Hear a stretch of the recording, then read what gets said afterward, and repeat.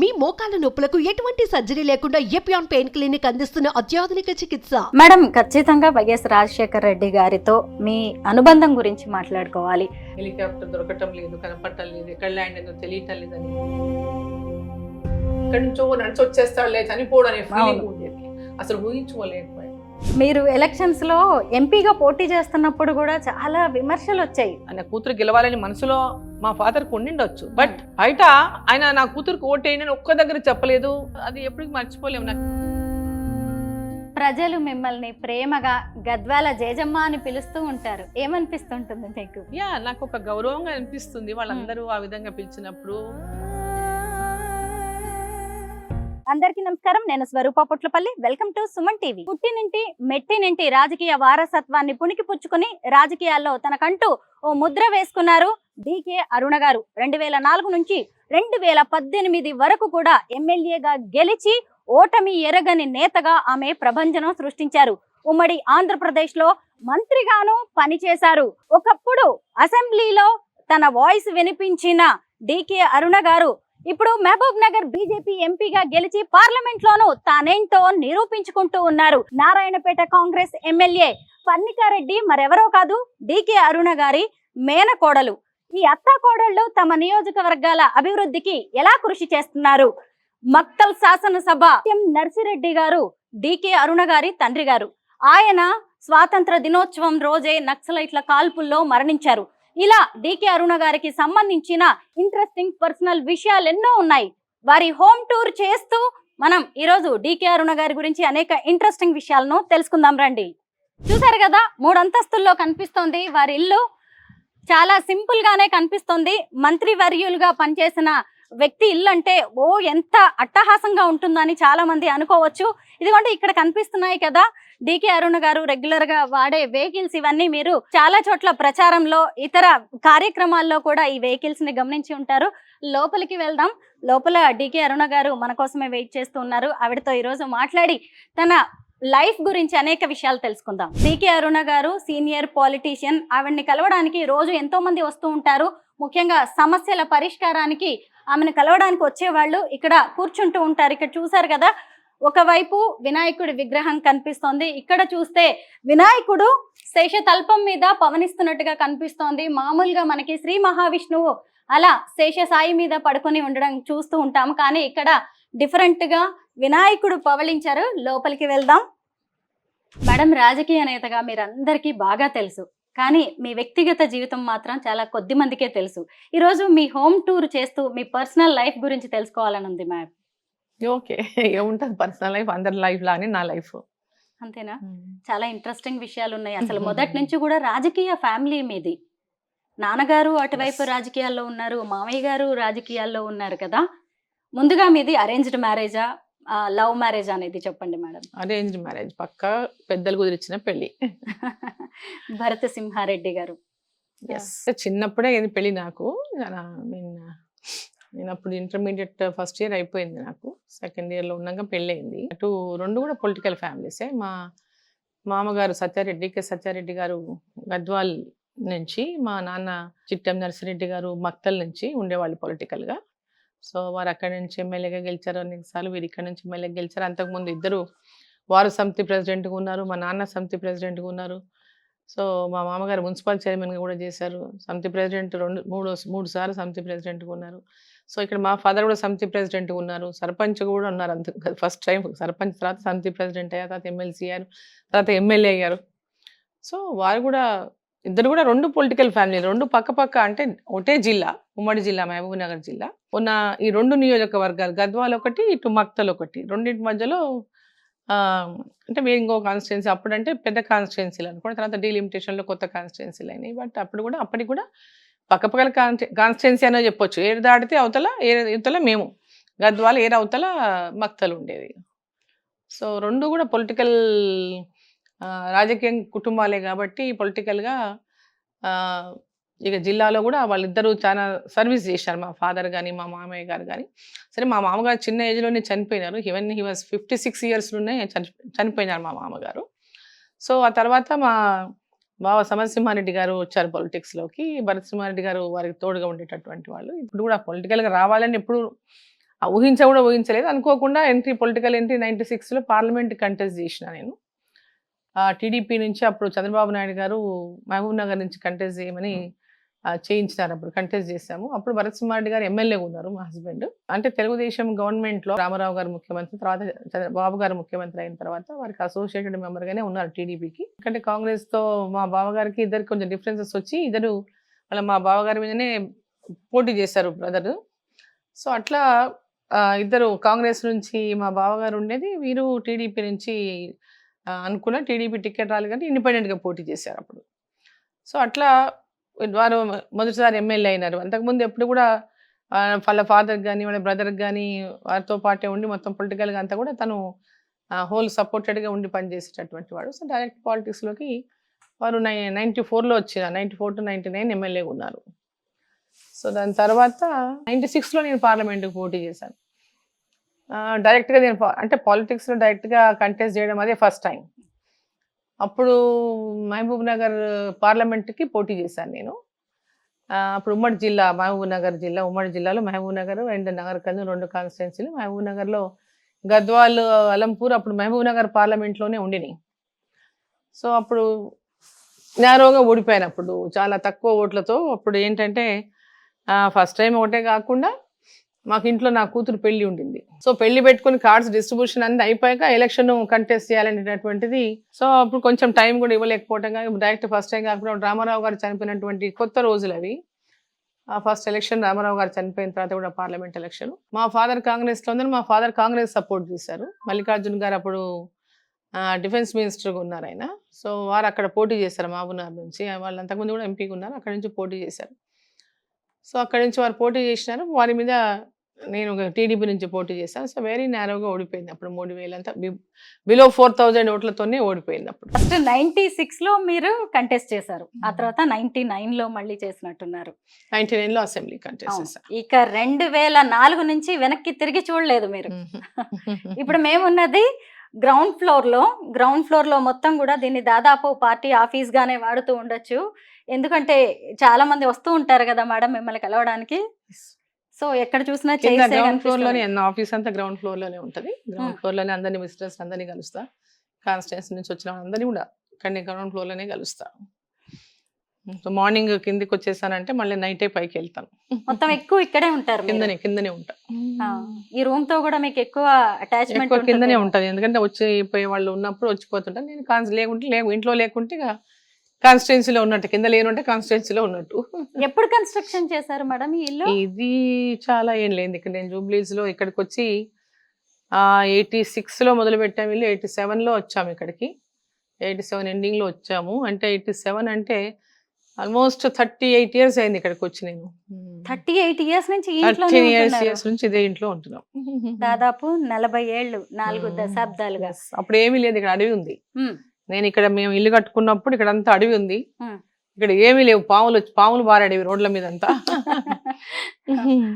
రోడ్ల మీద అంతా పాములు. ఇక్కడంతా అసలు రోడ్లు కూడా సరిగ్గా లేవు. చిన్న సింగిల్ రోడ్, మట్టి రోడ్డు ఉండేది మేము ఇక్కడ ఇల్లు కట్టుకున్నప్పుడు. అప్పుడు టెలిఫోన్ కూడా కనెక్షన్ రావాలంటే అంత ఫాస్ట్ గా టెలిఫోన్ కనెక్షన్లు వచ్చేది కాదు.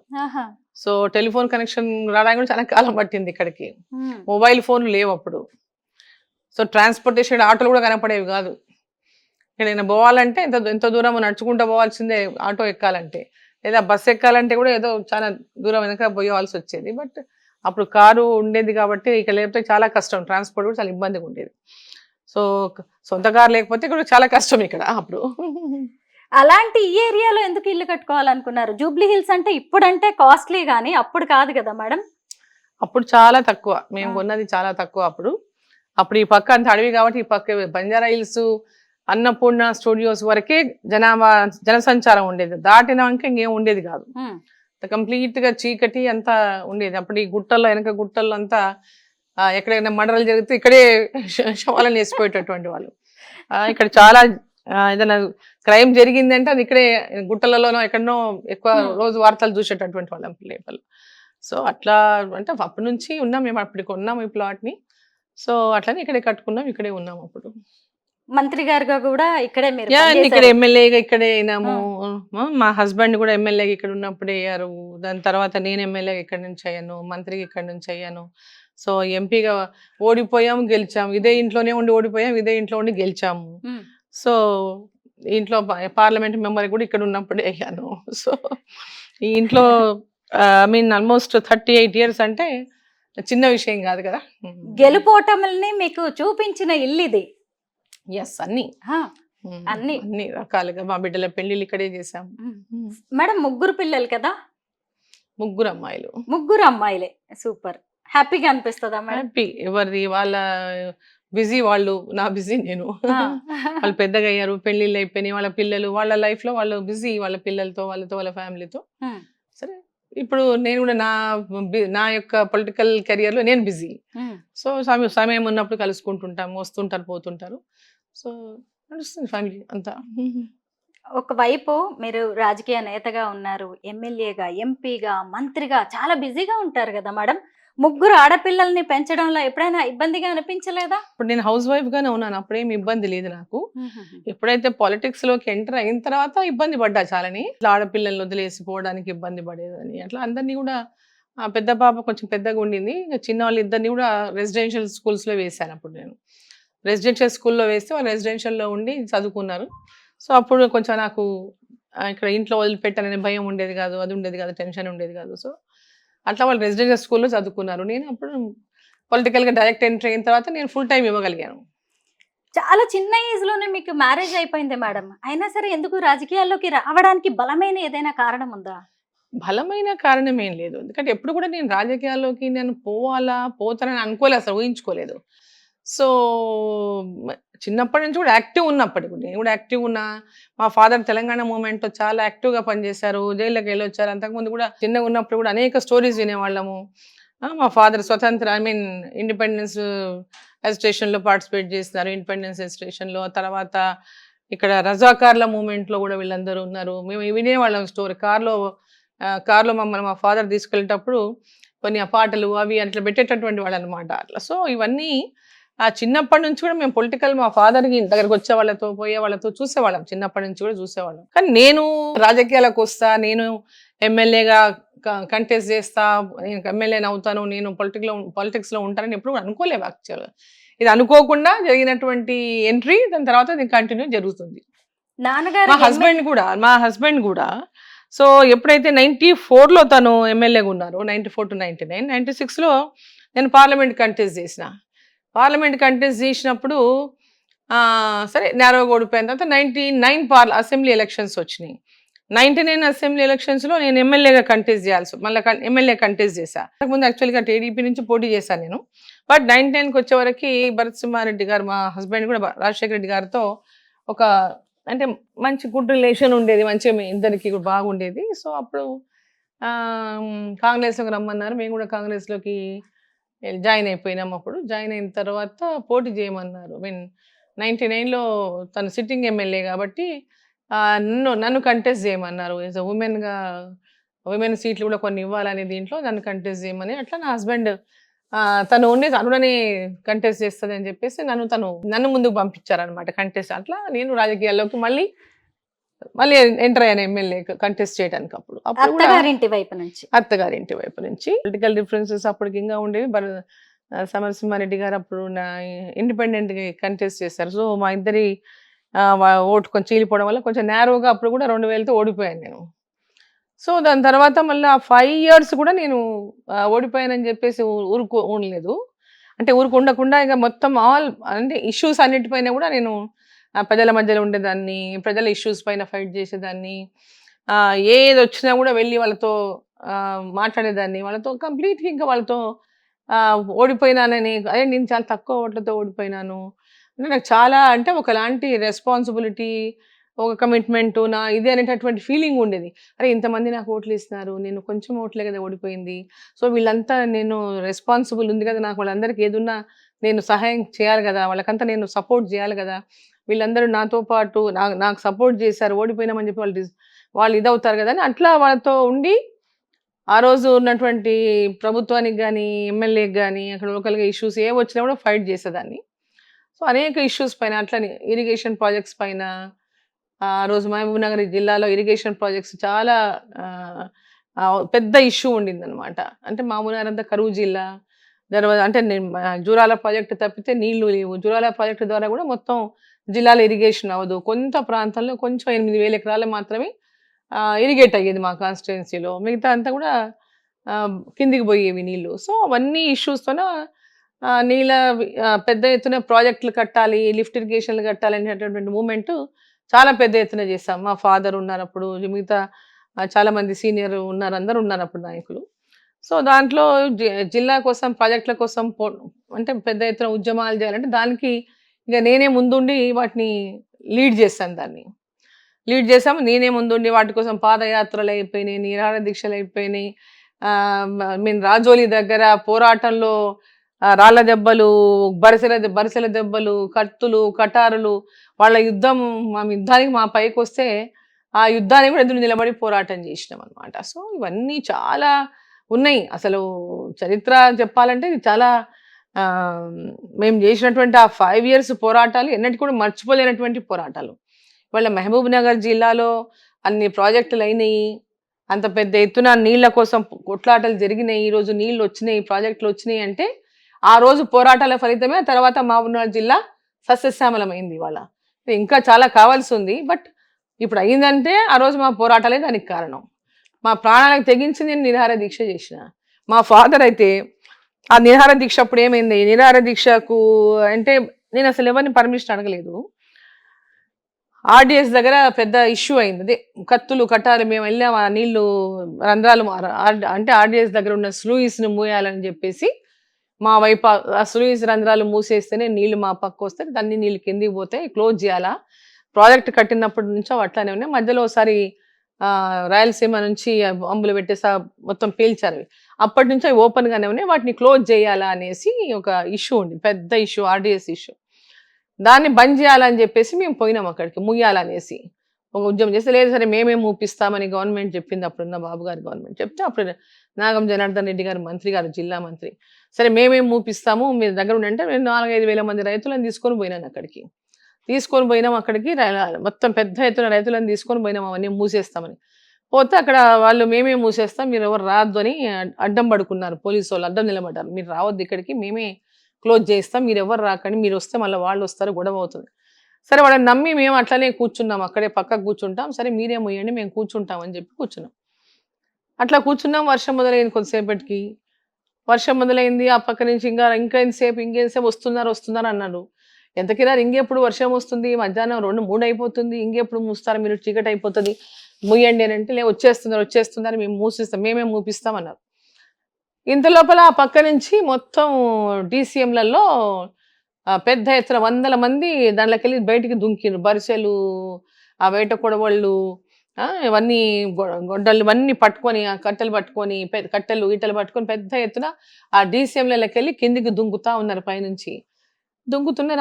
అంతా వచ్చింది మొత్తం అవతల నుంచి రైతులు వచ్చేసినారు పెద్ద ఎత్తున.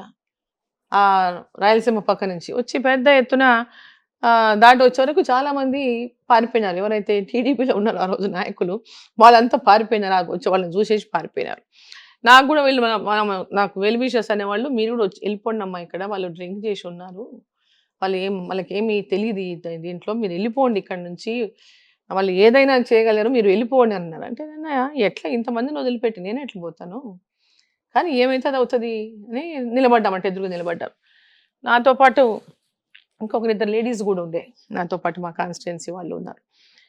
ఇక నిలబడ్డాము. అక్కడ అంత లోపల వాళ్ళు దుంకి ఇంకా పైకి వచ్చేస్తా ఉన్నారు, మమ్మల్ని తరిమేయడానికని వస్తూ ఉన్నారు. మేము అంటే నిలబడ్డాము, ఎదురు నిలబడి అమ్మ వచ్చేయండి అని వీళ్ళంతా అంటున్నారు. వాళ్ళంతా ఇట్లా సినిమాలో ఎట్లా చూపిస్తారు, ఇట్లా దుంకి అవన్నీ పట్టుకొని ఎట్లా వస్తారో అట్లనే వచ్చిన వాళ్ళు.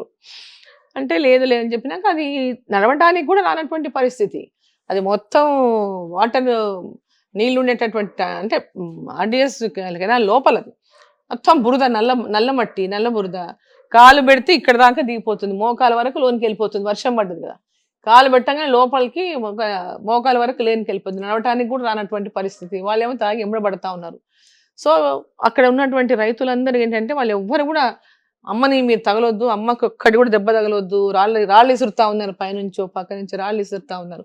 ఆర్డీఎస్ కట్ట ఉంది, ఆ కట్ట మీద నుంచి రాళ్ళు ఇసురుతున్నారు కొంతమంది ఆ బరిసెలు అవి పట్టుకొని వెనక ఇది చేస్తా ఉన్నారు. అయితే వీళ్ళందరూ చుట్టుముట్టి అమ్మని మట్టుకొని రౌండ్ అప్ చేసి అమ్మని మట్టుకు ఏం మీరు ఇది చేయొద్దు అని చెప్పేసి పాపం రౌండ్ అప్ చేసే వరకు వాళ్ళకి చాలా మందికి తగిలినాయి దెబ్బలు. ఇట్లా పక్కలోంచి వెళ్ళిపోయినాయి, ఇటు నుంచి ఆ బరిసెలు ఇట్లా అంటుంటాయి. బట్ వీళ్ళందరూ నాకు ఇంత తగలకుండా చూసుకుందని పాపం, కానీ చాలా మందికి గాయాలైపోయినాయి ఆ రోజు. గాయాలైపోయిన తర్వాత మొత్తం అందరినీ వచ్చేసి బయటకు పోలీసులు కూడా మమ్మల్ని తీసుకొచ్చేస్తారు. ఇంకా అక్కడ నుంచి పదండి పదండి వచ్చేసిన తర్వాత చాలా మంది గాయాలైన వాళ్ళని అందరినీ హాస్పిటల్లో చేర్పించి చీర మొత్తం పచ్చి ముద్ద అయిపోయినాం.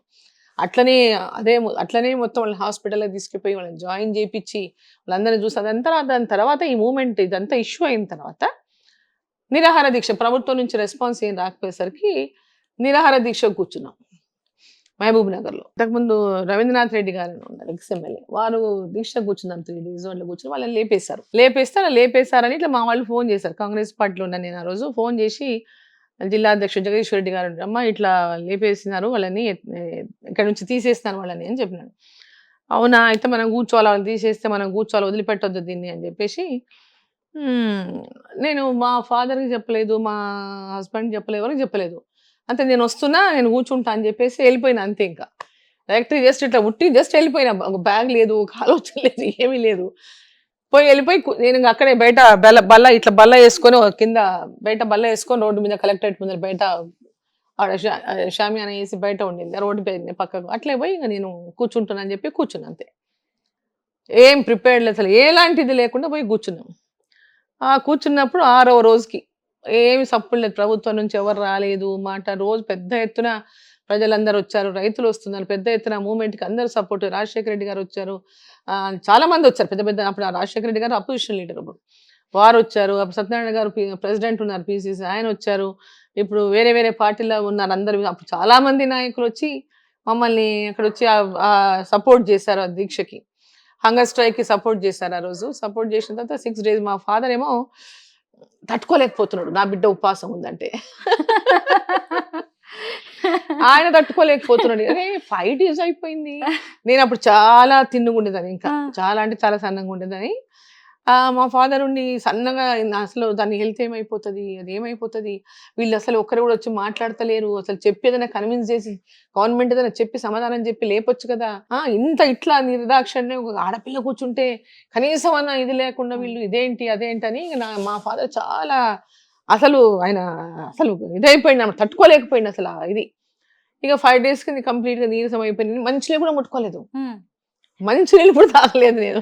పెద్ద ఎత్తున గొడవ. మా ఫాదర్ చాలా ఇదైపోయి చచ్చిపోతుంది నా బిడ్డ అని గొడవ అయిపోయి కలెక్టర్ ఇంటికి వెళ్ళారు. వెళ్ళి పెద్ద గొడవ చేశారు. అక్కడ పోయి మా ఇంటికి వచ్చి కనీసం ఒక కట్టసీ లేదా మీకు, వచ్చి కనీసం చెప్పి మేము చేస్తామని ఒక మాట చెప్పి మీరు లేపరా అని ఇక బాగా ఇది చేసి మా ఫాదర్ ఆయన పడినటువంటి బాధ ఫాదర్గా చాలా ఇదైపోయాడు అనమాట. అసలు ఎంత అంటే అంటే భయపడిపోయినాడు, ఏమైపోతుందో అనేటటువంటి భయం.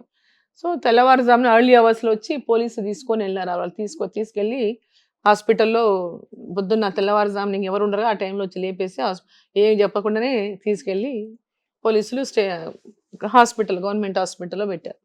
సో అట్లా మా ఫాదరు పొలిటికల్గా ఉండగా ఒక ఈ మూమెంట్ అన్ని ఎవరికి తెలియకుండా అంటే ఒక పట్టుదల అనమాట. అప్పుడే ఏదో చేయాలనే పట్టుదల ఉండేదను. అట్లా అప్పటి నుంచి కూడా దాని మీద పెద్ద స్టేషన్స్, పాదయాత్రలు అన్నీ చేస్తాం అప్పుడు ఆ ప్రాజెక్టుల కోసం జిల్లాలో. సో దానివల్లనే ఈరోజు మహబూబ్నగర్ జిల్లాలో ప్రాజెక్టులు అయినాయి. రాజశేఖర రెడ్డి గారు చెప్పారు తప్పకుండా మనం అధికారంలోకి వస్తే ఈ ప్రాజెక్ట్ అని చేద్దామమ్మా అన్నారు. సో ఆ రోజు ఆయన హామీ ఇచ్చారు అక్కడ వచ్చి మీటింగ్లలో వాటిలలో. సో దాని ప్రకారం ఇలా గెలిచిందాం, గవర్నమెంట్ వచ్చింది. దాని తర్వాత అవన్నీ మహబూబ్నగర్ జిల్లాకు ఆ ప్రాజెక్టులన్నీ రాజశేఖర రెడ్డి గారు చేశారు. మేము అడిగినట్టు మా నెట్టంపాడు ఫస్ట్ చాలా తక్కువ ఎకరాలకు 25,000 ఎకరాలకు ఉండిన తర్వాత 60,000 ఎకరాల నో 2 lakhs ఎకర్ చేయాల్సిందే అని నేను పట్టుబడితే 2 lakhs ఒప్పుకొని చేశారు దాన్ని. సో ఇలా మహబూబ్నగర్ జిల్లాలోని కల్వకుర్తి కానీ, నెట్టంపాడు కానీ, భీమా కానీ, కొయిల్సాగర్ కానీ ఈ ప్రాజెక్టులు అన్నిటి విషయంలో కూడా ఆనాటి మా పోరాటాల ఫలితం అని కానీ గ్యారంటీగా చెప్పగలను. ఈరోజు అవన్నీ సరే నీళ్ళు వస్తున్నాయి, ఇంకా మిగిలిన పనులు చాలా ఉన్నాయి. తర్వాత వచ్చిన గవర్నమెంట్ కానీ ఇప్పుడున్న గవర్నమెంట్ కానీ వాటిని పూర్తి చేయాల్సినటువంటి అవసరం. లాస్ట్ గవర్నమెంట్ పట్టించుకోలేదు పెద్దగా, మాటలు చాలా పెద్దగా చెప్పింది కానీ అక్కడ చేసింది ఏమీ లేదు వాళ్ళ వాస్తవంగా చెప్పాలంటే.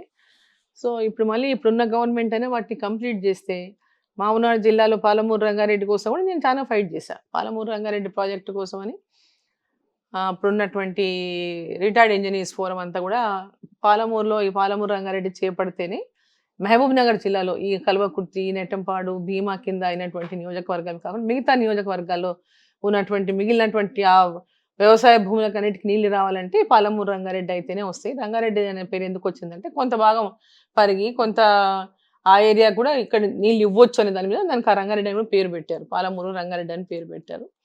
సో అట్లా ఈ జిల్లాలో ఉన్నటువంటి ప్రాజెక్ట్ పాలమూరు రంగారెడ్డి కూడా నేనున్నప్పుడే బీజం పడింది.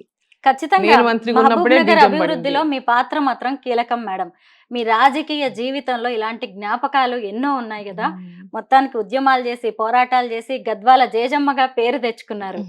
అయితే నాన్నగారి గురించి చాలా విషయాలు తెలుసుకోవాలి మేడం. మరి మా ఫాదర్ది ఒక ఇది గిఫ్ట్ ఇచ్చారు నాకు. సో అది ఇక్కడ ఉంది. మహబూబ్ నగర్ జిల్లాలో వారికి అందరూ పరిచయమే. అంటే రాష్ట్ర రాజకీయాల్లో కూడా వారు చురుకైనటువంటి పాత్ర. అసెంబ్లీలో కూడా యాజ్ జనతా పార్టీలో ఉండేవాడు.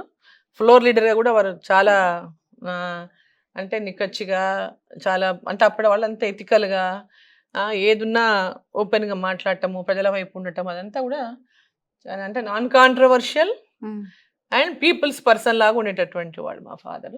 నక్సలైట్లు కాల్చి చంపాల్సిన పరిస్థితులు ఎందుకు వచ్చాయి మేడం? పొలిటికల్ కెరియర్ చూసుకుంటే కనుక ఎక్కడ కూడా తన కాంట్రవర్షియల్ కూడా కాదు. కాంట్రవర్షియల్ కాదు. కొన్ని జమీందారులు లేకపోతే రాజులో దొరలో అట్లాంటి ఫ్యామిలీ కాదు. వ్యవసాయ కుటుంబమే మాది. మా ఫాదర్ ఒక్కడే. అంటే మా తాతకి మా నాయనమ్మకి ఒకటే ఒక కొడుకు. మా ఫాదర్ చిన్నప్పుడే 1 year ఉన్నప్పుడే మా తాత చనిపోయినాడు కూడా. మా నాయనమ్మ కూడా అప్పటికి చాలా చిన్న ఏజ్. మా నాయనమ్మది కూడా షీ వాజ్ అరౌండ్ 16-17 years మా తాత చనిపోయినప్పుడు. షీ వాజ్ వెరీ యంగ్ అప్పుడు చనిపోయింది. సో ఒకటే కొడుకుతో ఆయన పెద్దగా చేశారు, చదివించుకున్నారు. ఆ టైంలో ఊర్లో ధనవాడ మా విలేజ్. సో నారాయణపేటకి దగ్గరలో ఉంటుంది. నారాయణపేట చాలా దగ్గరలో ఉంటుంది. ఏదైనా అంటే నారాయణపేట అనమాట దగ్గరలో ఉన్నటువంటి అతి టౌన్ ఏదన్నా అంటే నారాయణపేట హెడ్ క్వార్టర్. మా ఫాదర్ చదువుకోవడానికి నారాయణపేటలో చదువుకున్నారు ఆయన.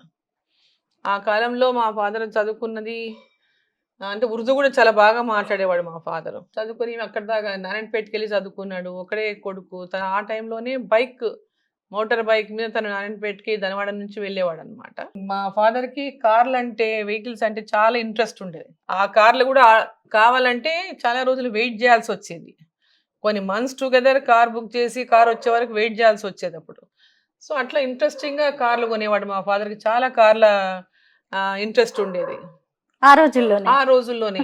మేము చిన్నగా ఉన్నప్పటి నుంచి కూడా మా గుర్తు, మేము చిన్నగా ఉన్నప్పటి మేము పుట్టినప్పటి నుంచి కూడా కార్లోనే అప్పటి నుంచి కూడా కార్లోనే తీసుకెళ్ళేవారు బయట. కానీ మేము స్కూల్కి వెళ్ళేటప్పుడు మాత్రం నడుచుకుంటూ వెళ్ళమని చెప్పేవాడు మా ఫాదరు.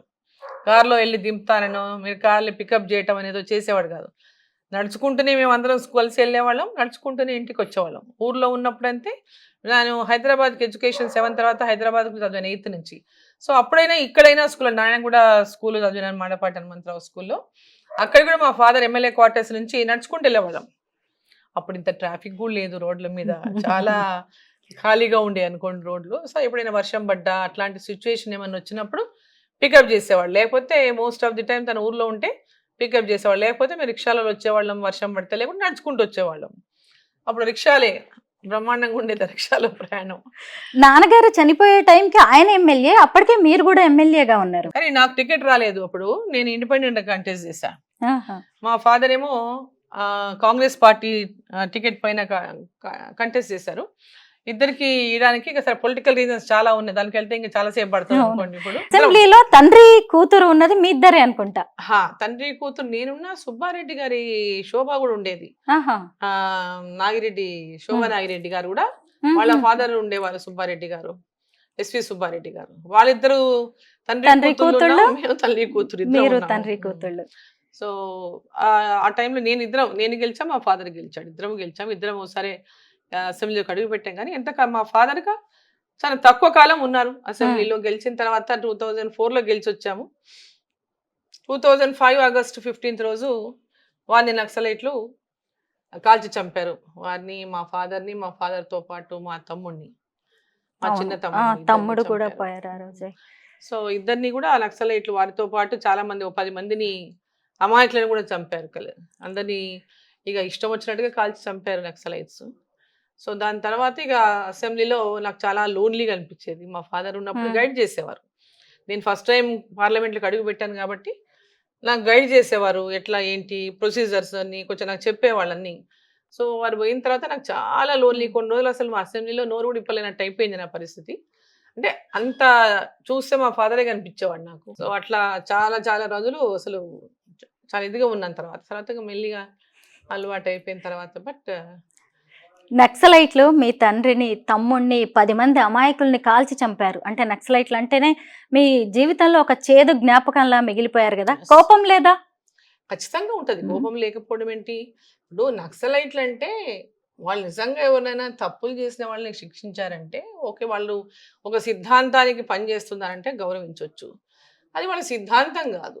అది సిద్ధాంతం కోసం చేసే వాళ్ళైతే మేమేమో ఇక్కడ ఎవరిని వేధింపులకు గురి చేసిన వాళ్ళం కాదు. ఎవరితోన ఐ మీన్ ఆ టైప్ ఆఫ్ పొలిటికల్ లైఫ్‌లో మేము లేము. సో, దాంట్లో అమాయకులు అంటే మా ఫాదర్ అనేది అంత డిసిప్లిన్‌గా ఉండేటాయన. అంత డిసిప్లిన్‌గా ఉండేటాయన. ఒకరి అంటే ఎల్లప్పుడు కూడా ఎవరిని ఒకరి హాని తలపెట్టనటువంటి వాడు. ఒక హాని తలపెట్టే ఆలోచన కూడా చేయనటువంటి వాడిని. అటువంటి వాళ్ళని టార్గెట్ చేయడం అనేది చాలా బాధలు. అంటే మా తమ్ముడు పక్కన మా తమ్ముడు వాడు అమాయకుడు. వాడు చిన్నోడు. ఆ! వాడు చిన్న తమ్ముడు. ఇంకా అప్పుడు రాజకీయాల్లోకి కూడా వాడు ఇంకా ఎంట్రీ కూడా కాలేదు. సో, మా ఫాదర్‌కి వెనక తోడుగుంటున్నాడు. ఆ టైంలో అక్కడే ఉన్నాడు కాబట్టి కార్‌లో కూర్చొని ఉన్నాడు. కార్‌లో కూర్చొని కాల్చేశారు. సో, కార్‌లో అట్లా మా ఫాదర్ ప్రోగ్రామ్‌లో పార్టిసిపేట్ అయ్యి ఒక స్కూల్ బిల్డింగ్‌కి ఫౌండేషన్ కోసమని టెంకాయ కొడుతున్నారు. టెంకాయ కొడతా ఉంటే కొబ్బరికాయ కొడుతున్నాడు. కొబ్బరికాయ కొడుతుంటే అట్లనే షూట్ చేసినారు. కార్‌లో ఇక్కడ పక్క కార్‌లో మా తమ్ముడు కూర్చొని ఉన్నాడు. ఆ కార్‌లో ఉన్నవాడిని అట్లే కాల్చేశారు. సో, అట్లా చాలా మందిని అక్కడ ఉన్న చుట్టుపక్కల వాళ్ళందరినీ కూడా అడ్డగోలుగా కాల్చి పడేసినారు. సో, అది తలుచుకుంటేనే ఇప్పటికి నాకు ఫ్రెష్‌గా ఇప్పుడు మా ఫాదర్ ఆ రోజు నేను పోయినప్పుడు మా ఫాదర్ పడిన పొజిషను, మా తమ్ముడు ఉన్న పొజిషను అవన్నీ చూస్తే అసలు ఇప్పటికి కూడా అది ఇప్పుడేదో ఫ్రెష్‌గా జరిగినట్టుగానే ఫీలింగ్ ఉంటది. కదా మేడం, నిజంగా చాలా పెద్ద జీవితంలో ఒక కుదుపు లాంటిది. చాలా చాలా మా ఫ్యామిలీకి చాలా పెద్ద కుదుపది. కంప్లీట్ మా ఫ్యామిలీకే చాలా పెద్ద కుదుపది. ఎందుకంటే నేనే ఇంక ఇంటి పెద్దదాన్ని. ఐ మీన్ అంటే ఎల్డెస్ట్ డాటర్‌ని నేనే. ఇంట్లో ఓల్డెస్ట్ డాటర్‌ని నేనే. సో, నా తర్వాతనే మా సిస్టర్స్, మా తమ్ముళ్ళు అందరు చిన్నోళ్ళు. సో, ఇక అప్పుడు నేనే ఇంటికి పెద్దదానిగా వ్యవహరించాల్సి వచ్చింది. అవును, దాని నుంచి తేరుకోవడానికి కూడా చాలా సమయం బట్టి టైం ఉంటది. పట్టింది. చాలా టైం. మేడం, మీ హోమ్ టూర్ అనుకున్నాం కానీ అలా ఫ్లాష్ బ్యాక్ లోకి వెళ్ళిపోతూ ఉన్నాం. వినాలనిపిస్తుంది మీ మాటలు. మేడం, ఎక్కడ చూసినా గానీ గ్రౌండ్ ఫ్లోర్ లో అన్ని మీకు వచ్చిన గిఫ్ట్ ఆర్టికల్స్ లాగా కనిపిస్తున్నాయి. మెమెంటోస్ ప్రోగ్రామ్‌లకి వెళ్ళినప్పుడు లేదా పాపం అభిమానులు వాళ్ళు ఇష్టంగా వచ్చి ఏదో కలవడానికి వచ్చినప్పుడు ఇక దానికి ప్లేస్ లేక అట్లా పెట్టేసాం. అన్ని అట్లా ఉన్నాయి. ఎక్కడ కానీ చూసినా ఎంత కూడా. బాగా ఆర్గనైజ్డ్ గా పెట్టుకున్నారు మేడం. ఎక్కడ చూసినా గానీ అంటే ప్రతి చిన్న వస్తువుకి మీరు ఎంత వాల్యూ ఇస్తారు అనేది కూడా ఇక్కడ కనిపిస్తూ ఉంది. ఇదిగోండి, ఇక్కడ కూడా షెల్ఫ్ లో ఇచ్చారు. అంటే ఇచ్చినవి ఎవరైనా అభిమానంతో ఇచ్చినప్పుడు వాటిని ఏం చేయలేము. అవునా సో, మేడం, అది పాపం వాళ్ళు ఎంతో కష్టపడి చేసినారు. ఎంత అందంగా ఉన్నారు నిజంగా. రావి ఆకు మీద వేశారు. ఎవరో రావి ఆకు మీ మీద పెయింటింగ్ వేశారు. వేసినట్టున్నారు మేడం. వాళ్ళు స్వతహాగా చేత్తోనే మీరంటే ఎంత అభిమానం ఉంటే చాలా బాగుంది కూడా. ఎవరు వేశారో గానీ ఇప్పటికీ మనం గుర్తు చేసుకుంటున్నాం. చాలా తెచ్చిచ్చారు అట్లా పెయింటింగ్స్ గానీ. బట్ నేను అంటా ఉంటాను, ఎందుకు తీసుకొస్తారు, ఊరికే రండి కలవండి, అంతే ఎందుకు మీరు అంత ఎఫర్ట్ పెడతారు, అది అవసరం లేదని. బాగున్నాయి మేడం. చాలా తీసుకొచ్చినప్పుడు ఇంకా ఏమి అనలేము. ఇంకా అంతే. చిన్న చిన్న వస్తువుల్ని కూడా మీరు నిజంగా ఎంత జాగ్రత్తగా పెట్టుకున్నారో అనిపిస్తుంది. మేడం, ఖచ్చితంగా వైఎస్ రాజశేఖర రెడ్డి గారితో మీ అనుబంధం గురించి మాట్లాడుకోవాలి. మిమ్మల్ని మంత్రిగా నిలబెట్టిన వ్యక్తి మీరు కూడా మీరేంటో ప్రూవ్ చేసుకున్నారు. ఎందుకంటే ఆంధ్రప్రదేశ్ రాజకీయాల్లో డికే అరుణ గారిది కూడా ఒక అధ్యాయం. 2004లో నేను ఇండిపెండెంట్ ఎమ్మెల్యేను కాబట్టి అక్కడ టెక్నికల్ గా సమాజ్వాదీ పార్టీ అని ఉండింది నాకు గుర్తు. ఇండిపెండెంట్ గుర్తుతో గెలిచిన టెక్నికల్ గా సమాజ్వాదీ పార్టీ అని రాశాం కాబట్టి సమాజ్వాదీ పార్టీ అని ఉండింది కాబట్టి వారు నాకు మంత్రి పదవి ఇవ్వలేకపోయారు ఫస్ట్ టర్మ్ లో. సో, ఇవ్వలేకపోయినా నాకు డెవలప్మెంట్ పరంగా చాలా రకాలుగా ఫండ్స్ ఇచ్చారు. కాన్స్టిట్యున్సీ డెవలప్మెంట్ కి చాలా సహకరించారు. మొత్తం జిల్లాలో అడిగినవన్నీ కూడా, జిల్లాలో ఎక్కడైనా ఇష్యూస్ ఉంటే అడిగిన వాటికంతా కూడా సహకరించారు. సో, చాలా ఒక సిస్టర్ లాగా చూసేవాళ్ళు వాళ్ళు. అంటే మా హస్బెండ్తో కూడా వారికి ఒకరికొకరు మంచిగా ఉండేటటువంటి వాళ్ళు. రాజశేఖర రెడ్డి గారు, మా నరసింహారెడ్డి గారితో కూడా మంచి అటాచ్మెంట్ ఉండింది. సో, దీంతో కూడా మమ్మల్ని ఎంకరేజ్ చేశారు. మా పొలిటికల్ బ్యాక్గ్రౌండ్ కూడా తెలుసు వారికి. వీఆర్ స్ట్రాంగ్ ఎట్ పొలిటికల్ బ్యాక్గ్రౌండ్లో. మా మామ సత్యారెడ్డి గారి నుంచి మా ఫ్యామిలీ పొలిటికల్గా ప్రజల లోపల మంచిగా ఒక పేరున్నటువంటి ఫ్యామిలీ, ప్రజలు సర్వీసులు అంటే సర్వీస్ అందించినటువంటి ఫ్యామిలీ అనేది తెలుసు కాబట్టి మాకు ఆ ఐడెంటిటీ ఇచ్చారు. సో సెకండ్ టైం గెలిచిన తర్వాత నాకు మంత్రి పదవి కూడా ఇచ్చారు. అవును మేడం. నాకు మంత్రి నా క్యాబినెట్ లో చోటు కల్పించారు. సో బట్ దురదృష్టం వాళ్ళు చాలా కాలం ఉండలేకపోయారు, మొత్తం టర్మ్ లో ఉండలేకపోయారు. సో నేనని నాకు ఎంఎస్ఎంఈ ఇచ్చారు మీరు, నాకు రూరల్ డెవలప్మెంట్ అంటే ఇష్టం, కొంచెం రూరల్ డెవలప్మెంట్ ఇచ్చుంటే ఇంకా నేను కొంచెం మోర్ ఎక్కువ పని చేయడానికి అవకాశం ఉండేది, స్కోప్ ఉండేదన్నా నాకు. అంటే ఒక 3 నెలలు ఆగలేమ్మా, మళ్ళీ చేద్దాం లేదు చేస్తాం, మళ్ళీ 3 months అయ్యాక మారుద్దాం చేద్దాం అన్నాడు. దురదృష్టం వారు ఎక్కువ రోజులు ఉండలేకపోయారు. ఇది కూడా చాలా అసలు ఆ రోజు కూడా మర్చిపోలేనటువంటి రాజశేఖర రెడ్డి అన్న వారు చనిపోయినటువంటి రోజు. వాళ్ళు ఫస్ట్ క్వశ్చన్ మిస్ అయిపోయింది, హెలికాప్టర్ దొరకటం లేదు, కనపడటం లేదు, ఎక్కడ ల్యాండ్ ఏందో తెలియటం లేదని చాలా హోల్ నైట్ అంతా ఎతికాము హెలికాప్టర్ కోసం. ఎక్కడుందో అని అడవుల్లో అచ్చంపేట ఆ రోడ్లో శ్రీశైలంకి పైకి వెళ్ళి అంతా మొత్తం రాత్రులంతా కూడా మేము కూడా తిరిగాము. మొత్తం అక్కడ వాళ్ళని అడిగాము, ఎక్కడైనా పడిందా, ఎక్కడైనా చూసారా అనుకుంటా మొత్తం తిరిగాము ఆ రోజు అంతా. మేమంతా కూడా అసలు ఊహించుకోలేకపోయాం. అంటే ఒక ఫీలింగ్, ఆయన ఎక్కడి నుంచో నడిచి వచ్చేస్తాడులే చనిపోవడం అనే ఫీలింగ్ ఉండేది. సో సరే అది చాలా మిస్ చేస్తాము, రాజశేఖర్ రెడ్డి చాలా మిస్ చేస్తాము. మీరు మంత్రిగా ఉన్న టైంలోనే రాజశేఖర్ రెడ్డి గారు, రోషే గారు, కిరణ్ కుమార్ రెడ్డి గారు కూడా అప్పటికే సీఎం అయినట్టున్నారు. రోషే గారు అయ్యారు ఫస్ట్, రోషే గారి తర్వాత కిరణ్ కుమార్ రెడ్డి. అందరి క్యాబినెట్ లో పనిచేశారు మీరు.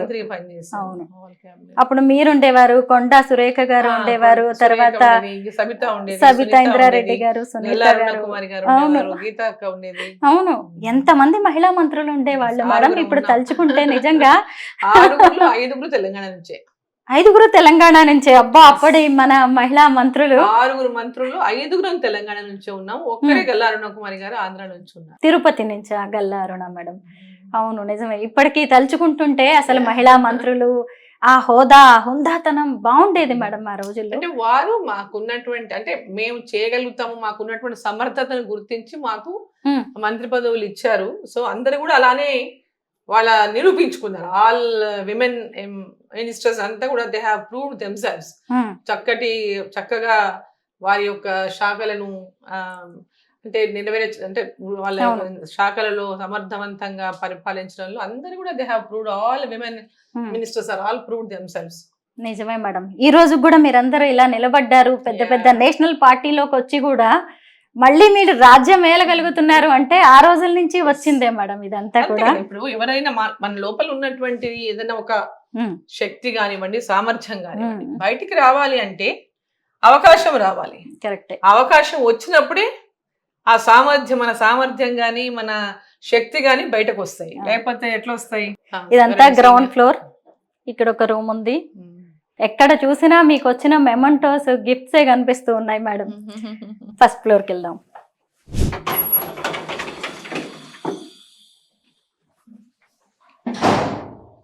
ఫస్ట్ ఫ్లోర్కి వచ్చాం, ఇటు నుంచి వెళ్తే సెకండ్ ఫ్లోర్కి వెళ్ళొచ్చు. అదిగోండి సెకండ్, థర్డ్ ఫ్లోర్స్. బాగుంది మేడం, చాలా హాయిగా అనిపిస్తుంది చూస్తుంటే.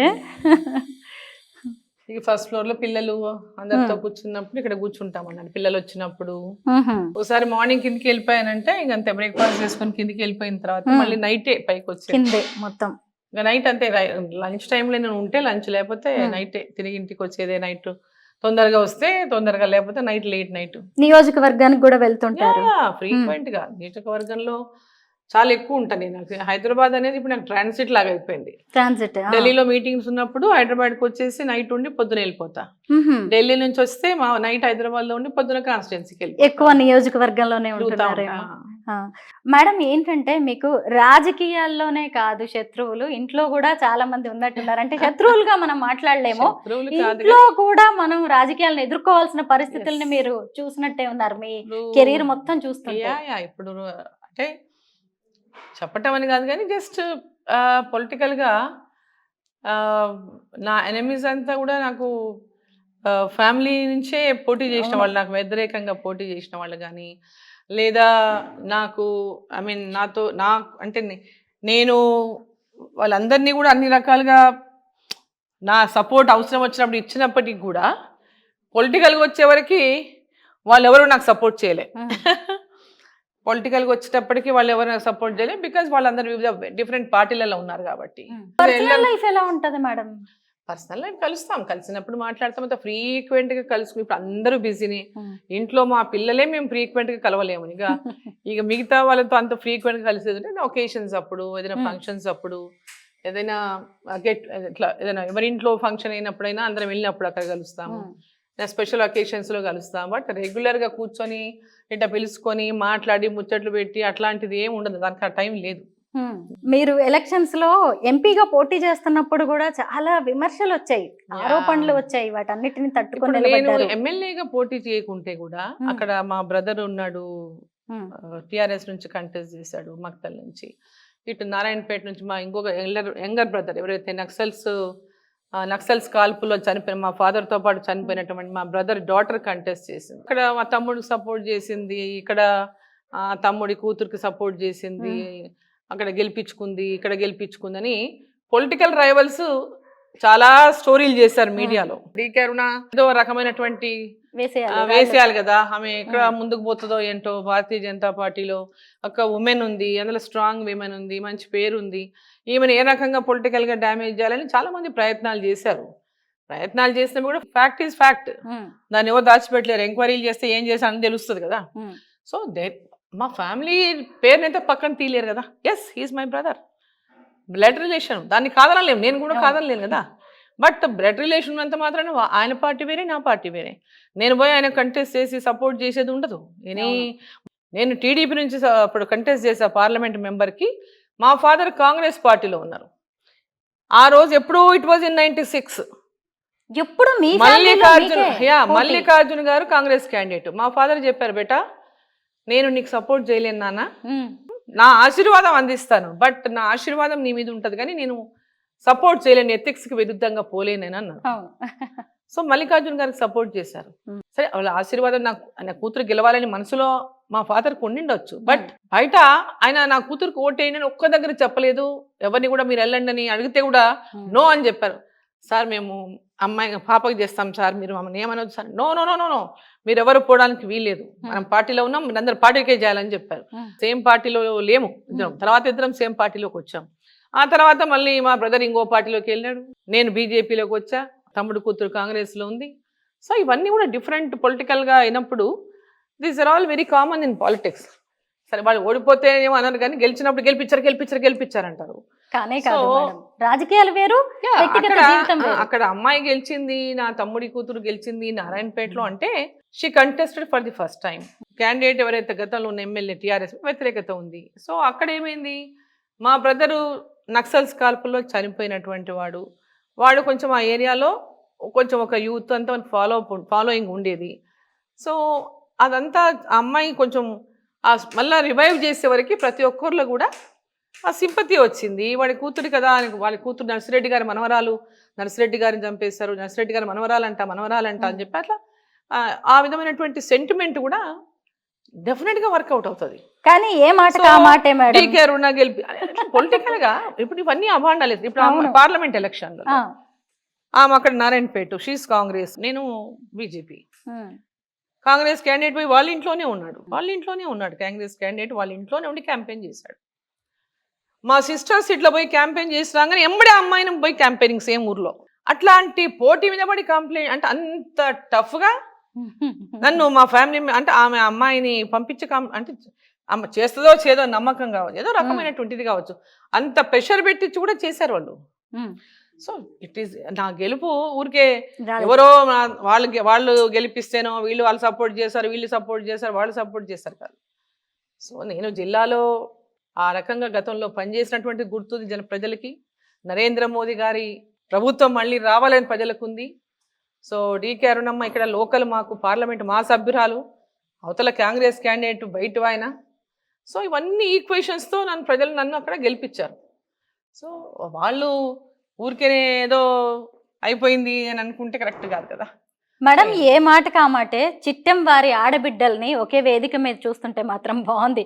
కాంగ్రెస్ నారాయణపేట ఎమ్మెల్యే పర్ణికారెడ్డి గారు, అలాగే మీరు మేనత్త, ఇద్దరు కూడా.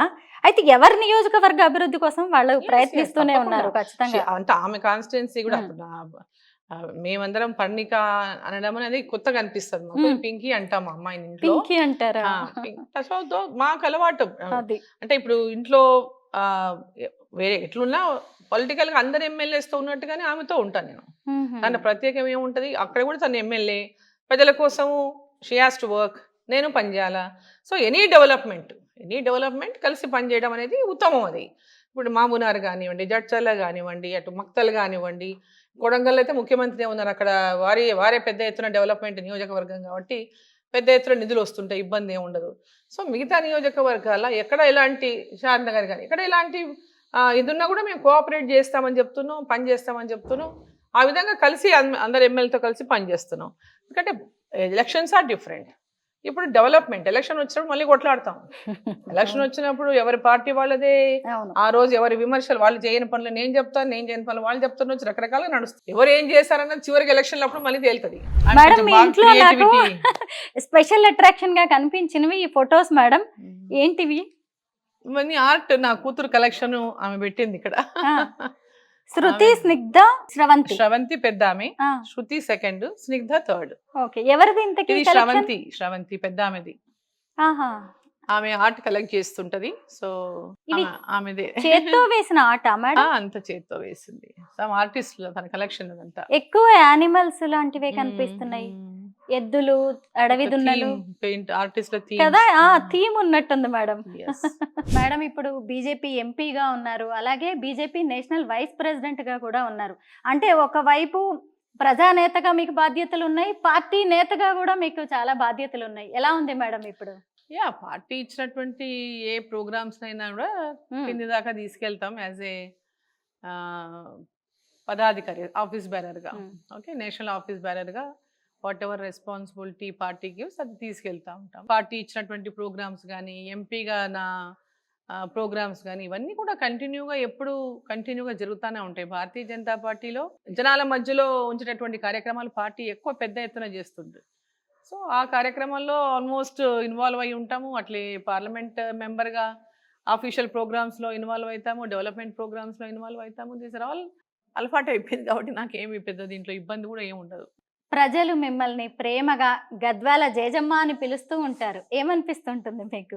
నాకు ఒక గౌరవంగా అనిపిస్తుంది. వాళ్ళందరూ ఆ విధంగా పిలిచినప్పుడు రెస్పాన్సిబిలిటీ ఇంకా నాకు ఎక్కువ ఉందని అనిపిస్తుంది.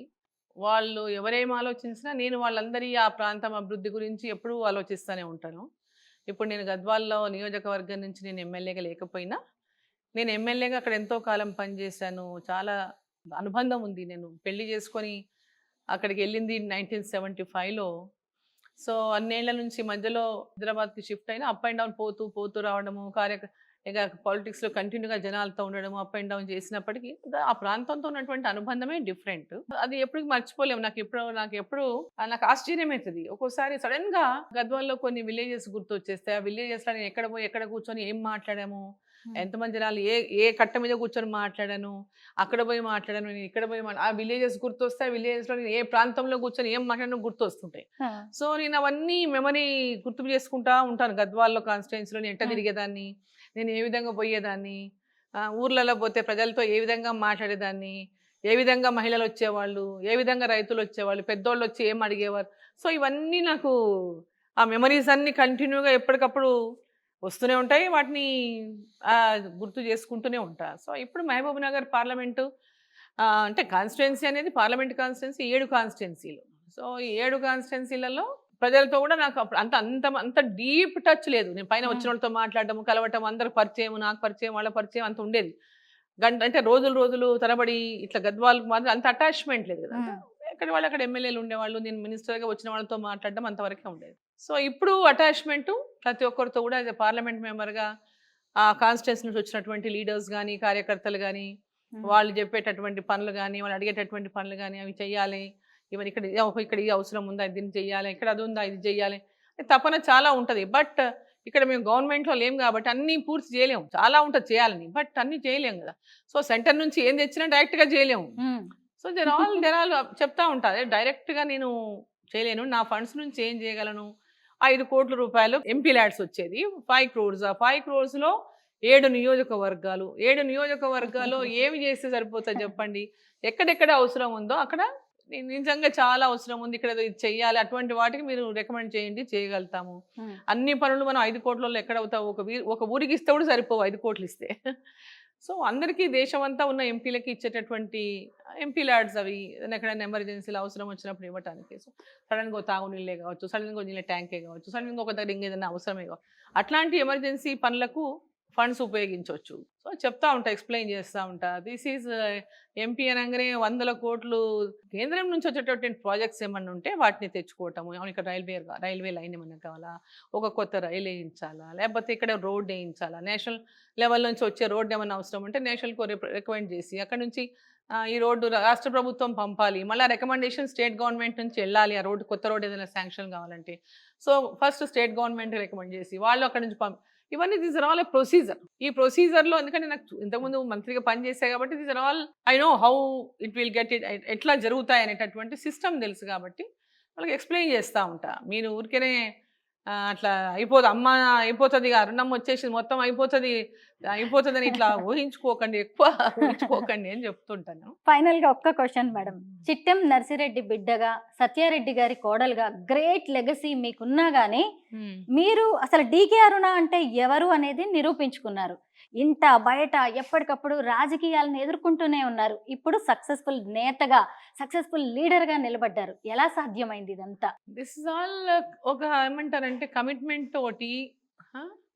కమిట్మెంట్తో పాటు డెడికేషన్ కూడా. నా బాధ్యతకు నేను డెడికేట్ అయ్యి పని చేయటము. This is all one principles. నాకు ఒక ఇదేంటంటే మా ఫాదర్ కూడా ఎప్పుడు ఏం చెప్పేవాళ్ళు అంటే, ప్రజలు మనం ఎన్నుకున్నది వాళ్ళ సమస్యలని పరిష్కారం చేయటం కోసం, నిర్మోహమాటంగా ఆ యొక్క సమస్యల పైన ఎక్కడ అవసరం వస్తే అక్కడ వాటిని మనము వ్యక్తపరచాలని చెప్పేటటువంటి వాడు మా father. But we have to work for the people and the development. So అదొకటి ఉంది. అట్లా మా ఫాదర్ ఇన్ లా సైడ్ కూడా ఎప్పుడు కూడా సర్వీస్లో ఉన్నటువంటి ఫ్యామిలీ మాది. మా మామగారు ఉన్నప్పటి నుంచి కూడా ఎప్పుడు ప్రజల మధ్యలో ఉండి, ప్రజలు ఎవరు వచ్చినా కాదనకుండా వాళ్ళకి హెల్ప్ చేయటము, మా శక్తి కొలది వాళ్ళకి ఏది వచ్చినా ఏ రకమైన సహకారం అవసరం ఉన్నా ఆ సహకారం చేస్తూ వచ్చినటువంటి ఫ్యామిలీ. సరే ఇప్పుడు డిఫరెంట్ అయిపోయింది, కంప్లీట్ పాలిటిక్స్ చేంజ్డ్, రాజకీయం అంతా మారిపోయింది. గత లాస్ట్ 10-12 ఇయర్స్ నుంచి కంప్లీట్ పాలిటిక్సే మారిపోయినాయి. ఇప్పుడు రాజకీయాల్లో మాలాంటి వాళ్ళకి ఇప్పుడు ఈ రాజకీయాల్లో మనం ఎన్నాళ్ళు ఉండగలమో అనిపిస్తుంది అనమాట. ఎందుకంటే ఈరోజు పాలిటిక్స్లో money is playing a big role. డబ్బు ఖర్చు పెడితేనే గెలుస్తామంటే మంచి రాజకీయ నాయకులు ఎప్పుడు కూడా ఇంకా ప్రజలకి దొరకరు. నిజంగా డబ్బులతోనే నాయకులని ఎన్నుకునేటటువంటి పరిస్థితి ఉంటే మంచి నాయకులు ప్రజలకి ఇక దొరకరు. వాళ్ళకు పనిచేసేటటువంటి నాయకులు కావాలి, ప్రజల సమస్యలు అర్థం చేసుకునే వాళ్ళు కావాలి, వాళ్ళకి సేవ చేసే వాళ్ళు కావాలంటే వ్యక్తులను చూసి ఓటేసినప్పుడే అది సాధ్యమవుతుంది. ఇప్పుడు ఒక బిజినెస్ లాగా డబ్బులు ఇచ్చి గెలవడము, తర్వాత డబ్బులు సంపాదించుకోవడానికి ఏ విధంగా చేయాలనేటటువంటి ఒక బిజినెస్, ఒక కార్పొరేట్ స్టైల్లో బిజినెస్ లాగా మారిపోతే రాజకీయాలు ప్రాంతాలు అభివృద్ధి చెందవు, రాష్ట్రం అభివృద్ధి చెందదు, దేశం అభివృద్ధి చెందదు. ఈ సిస్టంలో మార్పు రావాలి. ఆ సిస్టమ్ అనేది చాలా, ఒకప్పుడు సర్వీస్ని చూసి వాళ్ళ సేవలను చూసి ఓటేసేవాళ్ళు. ఇద్దరు మంచి వాళ్ళు ఉన్నప్పటికీ కూడా సో ఎవరినో ఒకరి మంచి వాళ్ళని ఎన్నుకునే వాళ్ళు. ఇద్దరిలో ఒకసారి వీళ్ళని ఒకసారి వారిని ఎన్నుకునేటటువంటి పరిస్థితి. ఇద్దరు మంచి వాళ్ళు ఉంటే ఏం చేసేవాళ్ళు, ఓసారి ఆయన కోటు ఓసారి ఈయన కోటు అని ఇద్దరికి ఒకసారి వాళ్ళని గెలిపినా ఒకసారి వినిగా, ఇట్లా అలవాటు అయిపోయింది ఆ కాలంలో చాలా వరకు. సో ఎవరు మంచి వ్యక్తులు వేరే చోట కాంపిటీషన్ లేని చోట ఒకటే వ్యక్తి మంచి వాళ్ళని ఎన్నుకుంటూ రావడం జరిగింది. అలా సౌత్లోనే విపరీతమైనటువంటి డబ్బు ఖర్చు రాజకీయాలకి. రాజకీయాలు ఇప్పుడు 33% ఉమెన్ రిజర్వేషన్ వస్తుంది. 33% ఉమెన్ రిజర్వేషన్ వచ్చిన తర్వాత ప్రతి ఉమెన్, అవతల వాళ్ళు ఉమెనే ఉంటారు, ఇక్కడ అందరూ ఖర్చు పెట్టకుండా ప్రజలలో ప్రజలు ఎవరిని ఎన్నుకుంటే వాళ్ళకి ఎన్నుకుంటే అది దట్స్ డిఫరెంట్. బట్ ఇట్లా కూడా డబ్బుల ప్రభావం ఏర్పడితే ప్రజలు కూడా ఎవరైతే సర్వీస్ చేస్తారో, ఎవరికైతే సర్వీస్ చేయాలనేటటువంటి టైం ఇచ్చి ప్రజల గురించి ఆలోచించి పనిచేసే వాళ్ళు ఉన్నారు, ఎన్నికల్లో డబ్బులు చూయించి ఓట్లు వేయించుకొని కనబడకుండా పోతున్నారో ఇవన్నీ కూడా వాళ్ళు చూసుకొని పని ఎవరైతే అంటే వాళ్ళ అభివృద్ధి కోసం కానీ, ప్రాంతం అభివృద్ధి కోసం కానీ, రాష్ట్రం అభివృద్ధి కావాలన్నా ఒక కమిట్మెంట్ ఉండాలి, ఏదో చేయాలని ఒక తపన ఉండాలి, ఇక్కడ ఏదో జరగాలి అనేటటువంటి ఒక కోరిక ఉండాలి. సో అది లేకుండా సాధ్యం కాదు. పాలిటిక్స్లో మార్పు రావాల్సినటువంటి అవసరం అయితే చాలా ఖచ్చితంగా ఉంది. పొలిటికల్ లీడర్గా డీకే అరుణ గారి జీవితం అందరికీ తెరిచిన పుస్తకమే. కానీ ఈ రోజు మీ గురించి అనేక వ్యక్తిగత విషయాలు తెలుసుకునే అవకాశం మాకు కల్పించారు madam. Thank you so much. Thank you Swarupa. Thank you.